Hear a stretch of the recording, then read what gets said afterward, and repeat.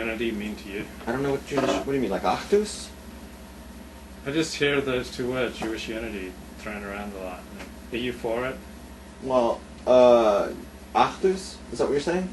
I'm just going to speak in English. Jewish unity. You've heard of Jewish unity? Yeah, I guess. A lot of people are for it. Do you have any feelings on Jewish unity? What's wrong with it?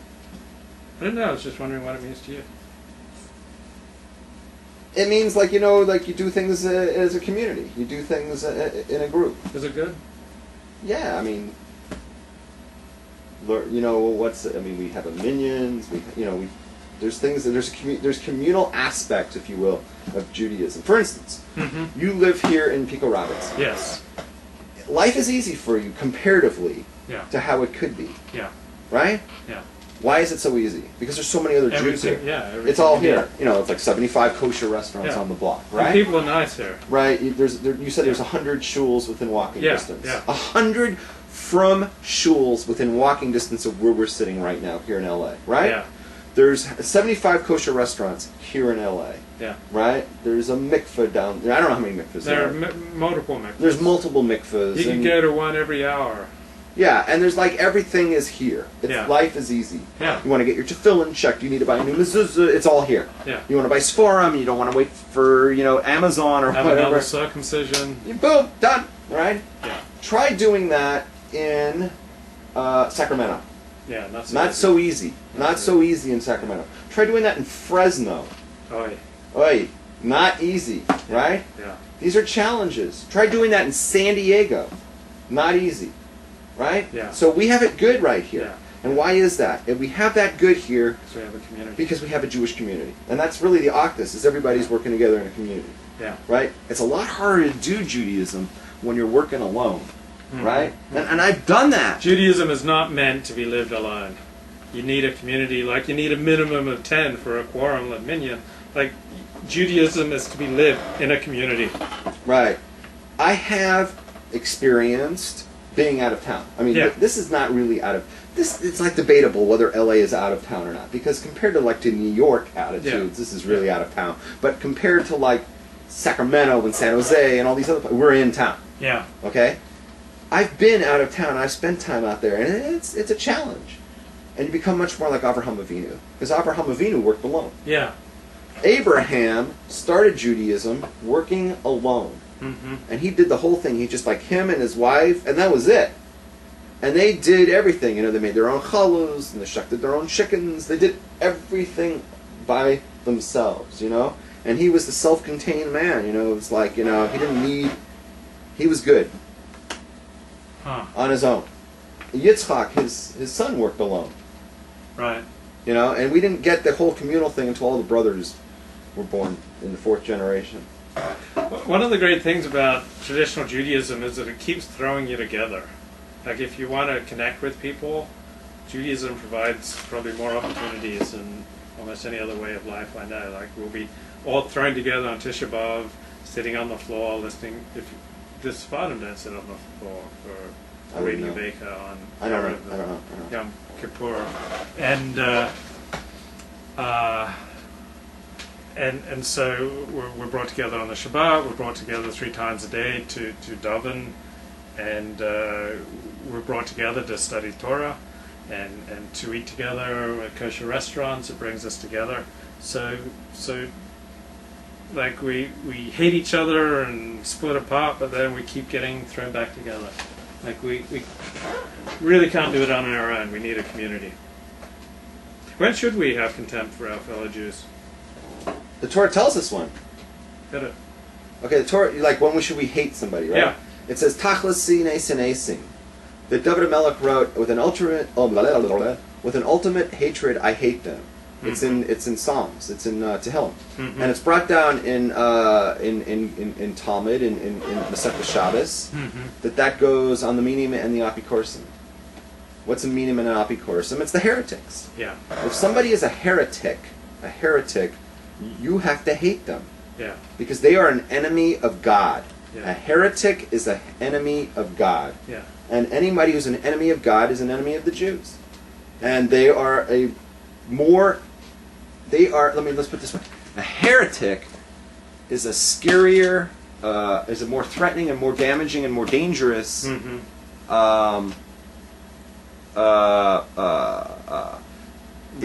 Goyim. It's a bigger enemy than a goy who's your enemy, because a goy, the most damage they can do to you is they can kill you. Yeah. But a heretic can lead you away from God. Yeah. And he can do spiritual damage to you. Yeah. Okay, and that's why heretics are so dangerous. Yeah. I just want to get a picture. Hello says she's a woman. Hello's a woman? Yeah. I just want to get a picture of it. Keep going with these important spiritual thoughts. Oh, Leslie asks, a heretic is someone who speaks contrary to Torah. Yes. A heretic is somebody... can I answer Leslie's question? It's a great question. Yeah. A heretic is a person who... there's different definitions of what they do. Denies the essentials of the Jewish faith. That's a kofar. Ah. There's different types. There's a min, there's a kofar, and there's an apikoros, right? There's a whole long laundry list. If you look in I think it's Hilchos Tshuva in Mishnah Torah of the Rambam, and he talks about it. I think in a third parak of Mishnah Torah, he makes a long list, and he separates them into apikorsim and minim, and it's like different things. Like if you don't believe that the Torah, that first of all it starts with God. If you say that God is corporeal, you're a heretic. Yeah. And if you teach that to other people, yeah. You're worthy of death. I mean, that is wrong because you're just bastardized and perverted Judaism. Yeah. Right? If you say that, that the Messiah has already come and he's lying in a box and he's going to, come back up. Yeah. Right? Then that's what's called a kofar. Yeah. That's somebody who denies that of the real Messiah that's supposed to come when God says he's coming. He's going to be a live person. So that's a type of heresy, and it goes on and on. There's a long laundry list.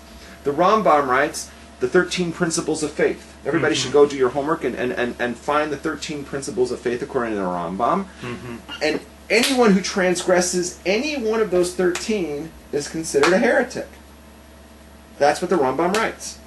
So these are the foundations, the core principles of Judaism. I just read this. I think it was yesterday I read this. I don't even remember. I don't know when I read this, but I just read this. The example that somebody could break every rule in the book. Because you asked about this last week or something, right? Probably. You were saying what's worse? Yeah. To do a whole bunch of sins or to have the wrong core, right? Yeah. I just read this. That somebody can do everything in the book that's wrong. I mean, they could just do everything wrong. They never learn Torah. They never pray, right? They never give tzedakah. They don't keep Shabbos. I think that's okay. You can break Shabbos. You can kill somebody. You can have sex with another man's wife. Have a homosexual relationship, right? You can vote Democrat. No, you can't do that. No, that's too far. No, that's perverted. Yeah, okay. You can do all these things that are just horrible, right? Yeah. And you're better off than the guy who does everything. He davens and he learns and he never touches anybody, never hurts anybody, and he gives all his money to tzedakah, and he spends all his time learning. He's a great guy, but there's a problem. The problem with this guy is that he says that the Talmud is man-made, okay, and that it's not the oral Torah in there. It's just a bunch of guys, and they make mistakes, and we don't necessarily have to follow those opinions, right? Yeah. And he learns it all day, and he knows, right? He knows that the Talmud is written by men, and it's an argument between Hillel and Shammai, and that's where it starts. It doesn't they're their own interpretations. That is a kofar, okay? Right. That is a heretic. And according to Judaism, according to Torah, that person is much worse than the murderer, rapist, whatever the hell the other guy was, right? That guy is the guy that we have to hate, and that's the enemy of the Jews right there. Because one is talking, you understand the difference? Yeah. One is talking about your personal, I have this big, desire, and I can't control myself, and I'm not a religious guy, right? Yeah. But at least I know that with the Torah that I'm breaking, the